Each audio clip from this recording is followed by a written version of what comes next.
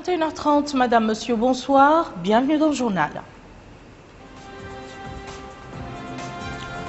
Le président de la République reçoit en audience l'ambassadeur de la République arabe d'Égypte dans notre pays.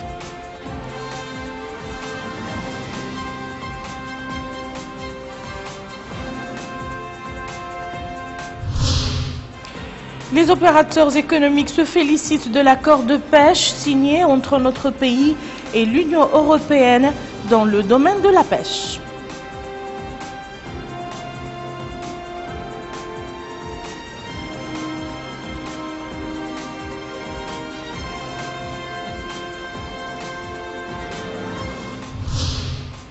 Nos pèlerins mauritaniens se préparent à entamer la deuxième étape du pèlerinage en se rendant à la Mecque.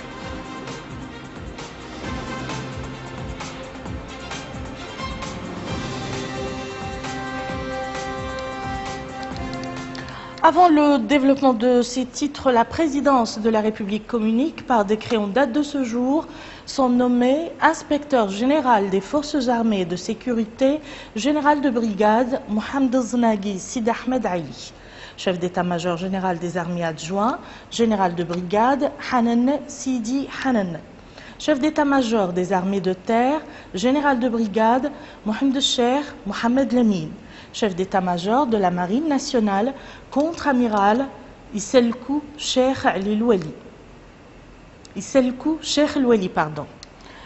Chef d'état-major de l'armée de l'air, colonel Mohamed Salem Lehraitani. Le président de la République, Mohamed Ould Abdel Aziz, a reçu aujourd'hui en audience son Excellence M. Ahmed Mohamed Fadl Yacoub, ambassadeur de la République arabe d'Égypte en Mauritanie. La rencontre a porté sur les différents aspects de la coopération existant entre les deux pays frères et les moyens susceptibles de renforcer cette coopération.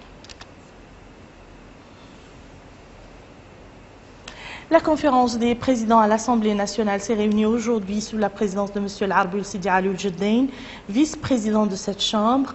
La réunion a permis de passer en revue les projets de loi présentés à l'actuelle session de l'Assemblée nationale et à la fixation des dates des séances plénières destinées à débattre de ces projets de loi. Le gouvernement a été représenté à la réunion par M. Mohamed Yahya Al-Harma, ministre de la Communication et des Relations avec le Parlement. Toujours à l'Assemblée nationale, la Commission des relations extérieures au niveau de cette Chambre s'est réunie sous la présidence de Mohamed El-Mokhtar Ould-Zamel, vice-président de cette commission. Cette réunion a été consacrée à l'étude d'un projet de loi autorisant la ratification de l'accord de coopération commerciale, économique et technique signé entre notre pays et la Turquie. Le gouvernement a été représenté à cette réunion par le ministre délégué auprès du ministre des Affaires étrangères et de la coopération chargé du Maghreb arabe, Hamid Hamouni. Adoption par le Parlement européen du protocole d'accord de pêche entre notre pays et l'Union européenne. 464 députés européens contre 120 ont donné leur feu vert pour l'adoption de ce protocole d'accord de pêche avec notre pays. Les clauses de cet accord stipulent l'obligation de débarquement de toutes les espèces capturées hors pélagiques dans les ports mauritaniens avec le contrôle des poissons pélagiques à travers les opérations de cargaison connues. L'accord stipule également que 60% des taux des équipages des navires européens opérant en Mauritanie soient mauritaniens. Il interdit la pêche du poulpe dont les captures sont circonscrites aux Mauritaniens. L'accord, qui s'étend sur une période de 2 ans, à partir de fin juillet 2012 jusqu'à juillet 2014, stipule le versement de compensations financières de 111 millions d'euros par an contre les quantités fixées que les navires européens sont autorisés à capturer. L'accord renouvelle par ailleurs les zones de capture qui diffèrent dans les eaux mauritaniennes nord et sud. Il est attendu que cet accord ait des retombées importantes sur le potentiel halieutique ainsi que sur la préservation des droits des pêcheurs mauritaniens, en plus des revenus appréciables pour le trésor public. Je vous le disais dans les titres, les opérateurs économiques se félicitent de l'accord de pêche signé entre notre pays et l'Union européenne dans le domaine de la pêche. Ils ont loué les efforts consentis par le gouvernement mauritanien qui a pris en compte l'intérêt du pays. Melika Narli. Les acteurs du secteur de la pêche ont accueilli avec satisfaction l'adoption par le Parlement européen du protocole d'accord de pêche avec la Mauritanie. Ces clauses stipulent l'obligation de débarquement de toutes les espèces capturées hors pélagiques dans les eaux mauritaniennes, dans les ports mauritaniens, avec le contrôle des poissons pélagiques à travers les opérations de cargaison connues. L'accord stipule également que 60% du taux des équipages des navires européens opérant en Mauritanie soient mauritaniens. Et il interdit la pêche du poupe, dont les captures sont circonscrites aux Mauritaniens. Réaction d'un acteur du secteur de la pêche. Cet accord, il va dans la durabilité de la ressource, il va dans la transparence, il a tenu compte des pêcheurs locaux en leur laissant le poulpe. Donc c'est un accord qui est équitable, c'est un accord qui est gagnant-gagnant. Donc ce que nous demandons aujourd'hui à notre État, c'est de transcrire dans la loi cette exclusivité du poulpe au profit des pêcheurs locaux mauritaniens.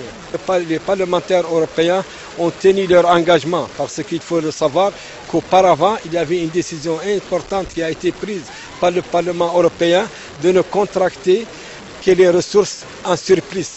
Et ça répond à la Convention mondiale sur la préservation de la ressource de 1982. Donc c'est un engagement qui est tenu. Ils n'ont pas voulu, compte tenu que la pression a été très forte sur le gouvernement mauritanien pour céder, et le gouvernement mauritanien a tenu à ce qu'il ne cède pas cette ressource qui est une ressource stratégique pour la pêche locale mauritanienne. Ces différents acteurs du secteur de la pêche expriment eux aussi leur impression. Je suis sûr que la Mauritanie va de l'avant avec cet accord qui permet la réappropriation de la manne océane. Cet accord consacre ainsi la préservation des droits des pêcheurs mauritaniens.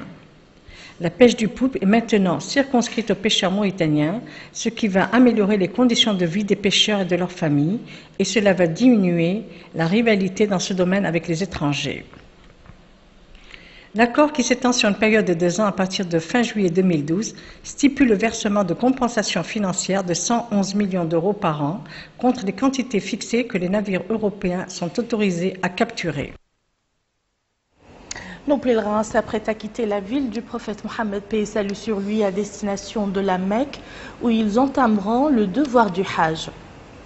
À noter qu'au cours de leur séjour à Médine, les membres de la mission officielle conduite par le ministre des Affaires islamiques et de l'enseignement originel, accompagnant les pèlerins mauritaniens, ont donné des conférences sur les règles régissant le Hajj, ses conditions, ses obligations et la façon devant être suivie pour son accomplissement. Il est à noter aussi que la mission médicale leur prodigue soins et conseils. Début aujourd'hui à Nouakchott des travaux d'une journée portes ouvertes sur le projet d'aménagement hydro-agricole du Brakna Ouest, organisé par le ministère du Développement rural en collaboration avec la Banque africaine de développement. La rencontre d'une journée vise à passer en revue les résultats obtenus dans le cadre du projet inauguré en 2005 pour la réalisation de l'autosuffisance alimentaire dans le Brakna Ouest, caractérisé par des conditions climatiques et hydrauliques difficiles. Compte rendu de Mohamed Zemzam. Lancement aujourd'hui à Nouakchott des journées portes ouvertes sur le projet d'aménagement hydro-agricole du Brakna Ouest, connu sous le nom du PABO, dont l'objectif stratégique est de contribuer à l'amélioration de la sécurité alimentaire et plus spécifiquement d'augmenter de façon durable les productions agricoles irriguées et de décrue et les revenus des exploitants, présente les qualificatifs d'une opération phare très riche en enseignements. Prenant la parole à cette occasion, le secrétaire général du ministère du Développement rural, M. Mohamed Ahmed Oulaïd, a prononcé un discours dans lequel il a précisé que cet événement est d'autant plus important qu'il consacre en même temps la volonté du ministère du Développement rural de mettre en œuvre la stratégie de communication qu'il a élaborée pour diffuser les résultats de toutes les importantes activités qu'il aura désormais à entreprendre. Une telle initiative, poursuit le secrétaire général, nous a paru nécessaire en raison de l'importance pour le pays, pour les populations et pour nos partenaires au développement de l'ambitieux programme de réalisation que nous entreprenons chaque année et de l'intérêt que nous pensons légitime pour qu'il soit l'objet d'analyse, de critiques aux besoins et d'échanges d'expériences. C'est donc le lieu ici de remercier l'ABAD vivement, poursuit le secrétaire général du ministère du Développement rural, pour l'assistance et l'accompagnement qu'elle a toujours su assurer pour le développement du secteur rural dans notre pays. De son côté, le chef de la délégation de l'ABAD en visite dans notre pays a souligné l'importance des résultats enregistrés au cours de cette phase. Les visites de terrain que nous avons entreprises avant-hier nous ont permis de confirmer l'importance d'un capital socio-institutionnel créé qu'il est nécessaire de préserver. Ce capital est reflété par le niveau de responsabilisation des bénéficiaires, leur engagement et l'appropriation des réalisations.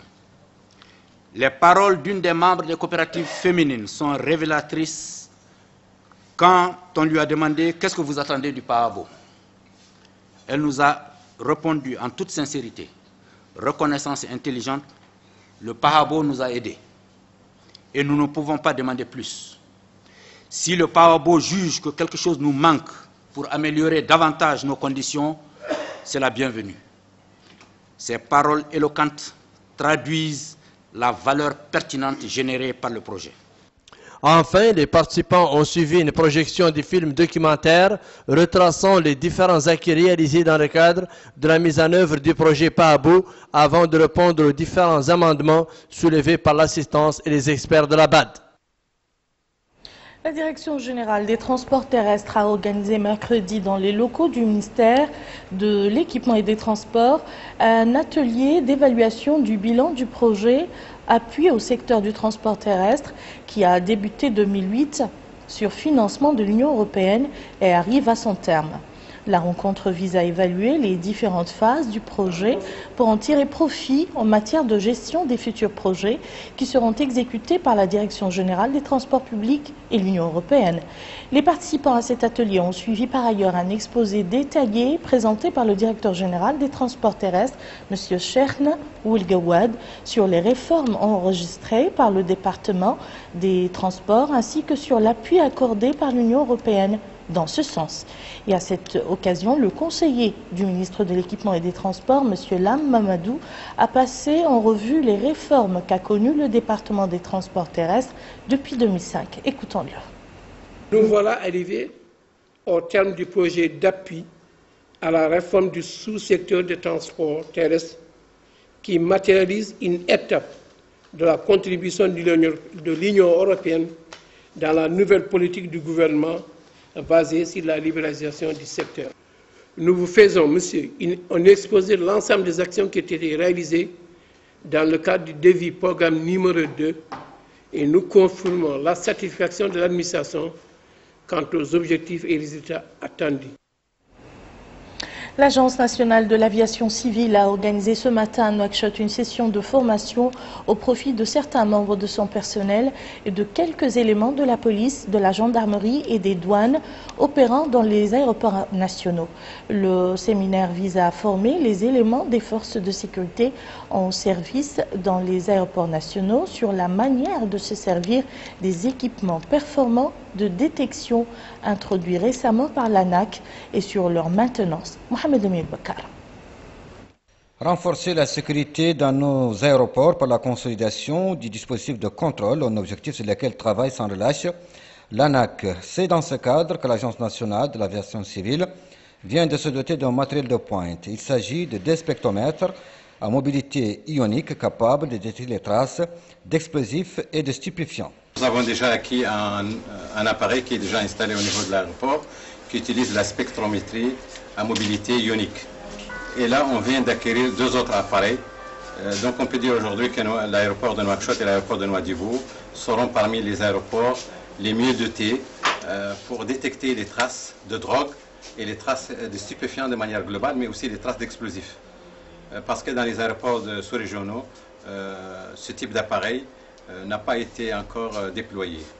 Afin de tirer le meilleur profit de cette technologie de pointe, l'ANAC a initié une formation de 2 jours au profit du personnel chargé de la sûreté dans les aéroports.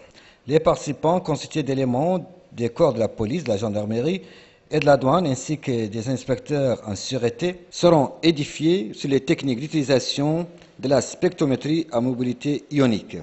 Des spectromètres, l'ANAC en détient 3, un opérationnel à l'aéroport de Nouadhibou et 2 nouvellement acquis qui seront mis au service de l'aéroport international de Nouakchott. Par cette nouvelle acquisition, l'ANAC, qui a déjà reconquis la confiance de l'Organisation internationale de l'aviation civile, qui l'a situé au 4e rang des pays africains, au 1er rang du Maghreb et de la communauté ASECNA, renforce ainsi son dispositif constitué de rayons X et de brigades cynophiles, ce qui la place au 1er rang des aéroports les plus équipés de la sous-région. Clôture du séminaire de sensibilisation sur l'initiative de la transparence dans les industries extractives à Zouérat. Ce séminaire est organisé par la Commission nationale de l'initiative de transparence dans les industries extractives en collaboration avec la Banque mondiale et la coopération allemande. Plus de précisions avec Aziz Haïdara.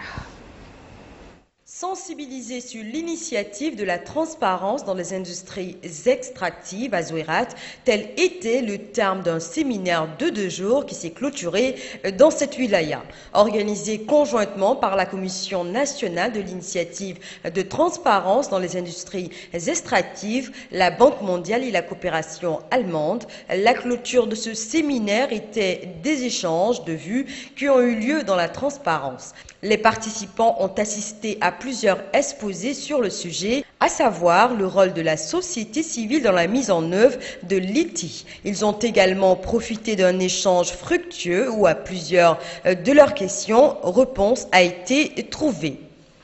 Le conseiller du Wali de Zouérat, chargé des affaires sociales et politiques, Mahfoudoul Ademine, qui a supervisé cette clôture, a souligné l'importance de ce séminaire. Il a affirmé également que les participants en sortiront plus informés sur les industries extractives et sur le rôle dévolu à la société civile et aux sociétés actives dans le domaine. Les locaux de l'ambassade d'Égypte à Nouakchott ont abrité une cérémonie pour commémorer le 40e anniversaire de la guerre d'octobre sous le thème 40 ans de victoire. Des diplomates, des hommes de culture, des journalistes ont participé à cette cérémonie. Au cours du colloque organisé à cette occasion, des intervenants ont mis en exergue l'impact de la guerre d'octobre sur les relations entre les Arabes et Israël. Actualité internationale à présent, en Azerbaïdjan, le président sortant était sur le point de remporter aisément les élections avec 84,7% des voix, a indiqué la commission électorale centrale ce mercredi sur la base du dépouillement de 36% des bulletins. Son principal adversaire de l'opposition, Jamil Hassanli, ne totalisait que moins de 5% des voix selon ses résultats partiels. Un millier de partisans du président sortant ont commencé à célébrer sa victoire avant même l'annonce des résultats officiels, chantant et dansant lors d'un concert de musique pop dans le centre de Bakou. La participation a atteint 72% des 5 millions d'électeurs. C'est ce qu'indiquait la commission électorale centrale à la clôture du scrutin. Ainsi donc prend fin ce journal. Tout de suite le rappel des titres.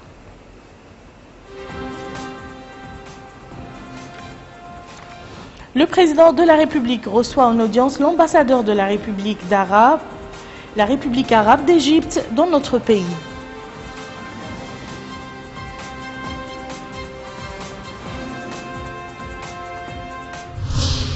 Les opérateurs économiques se félicitent de l'accord de pêche signé entre notre pays et l'Union européenne dans le domaine des pêches.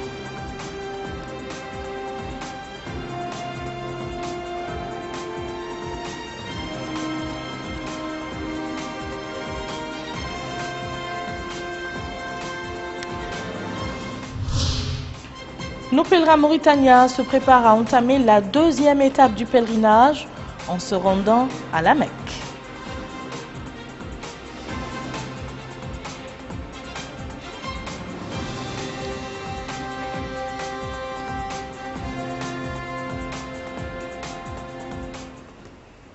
Merci, madame, monsieur, de nous avoir suivis. À demain, Inch'Allah.